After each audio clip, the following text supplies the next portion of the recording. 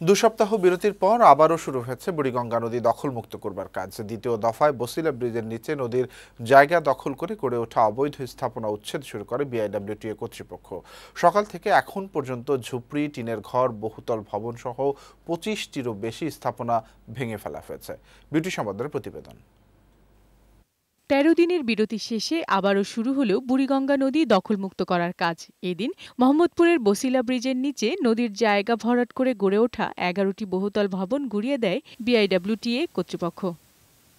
তবে উচ্ছেদ অভিযান নিয়ে নাখোশ এলাকাবাসী। তাদের অভিযোগ, কাগজপত্র না দেখে নকশা মাফিক উচ্ছেদ অভিযান চালানো হচ্ছে। অনেকে দাবি করেছেন এসব এলাকার জমি তাদের পৈতৃক সম্পত্তি। পাশাপাশি ক্ষতিগ্রস্তদের পুনর্বাসনের দাবিও জানান তারা। তারা ম্যাপ না দেখে ভাঙতেছে, এটা আসলে অন্যায় করতেছে কাজটা। তার সিএস, এসএ, আরএস মহানগর পর্যন্ত রেকর্ড আছে, তারপর উচ্ছেদ করে দিতে সরকার। গরিব মানুষের যদি কিছু সাহায্য করে দেয়, যে বলে আপনার জায়গায় এতটুকু গেছে, আপনার একটা পলট দিয়ে দিলাম, তাহলে না সুন্দরভাবে এটা বসবাস করা পারে।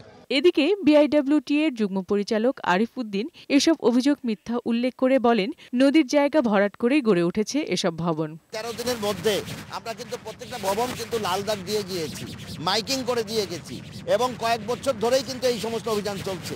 নোটিশ অনেকবার দেওয়া হয়েছে ইতিপূর্বে। এ সময় বহুল আলোচিত হাক্কার খালে গড়ে ওঠা ১০তলা ভবন ভাঙার বিষয়টি জানতে চাইলে এই কর্মকর্তা বলেন, এ বিষয়ে রাজুকের সহযোগিতা চাওয়া হয়েছে। রাজুকের ম্যাজিস্ট্রেট আসলে আমাদের পক্ষ থেকে আমরা লজিস্টিক সাপোর্ট দিয়ে এই ভবনটি ভাঙার পরিকল্পনা রয়েছে। বিআইডব্লিউটিএর এই কর্মকর্তা আরও জানান, দ্বিতীয় দফায় ঢাকা উদ্যানসহ বেশ কিছু হাউজিং প্রকল্পের উচ্ছেদ অভিযান চালানো হবে। আগামী ২৮ মার্চ পর্যন্ত চলবে উচ্ছেদ অভিযান।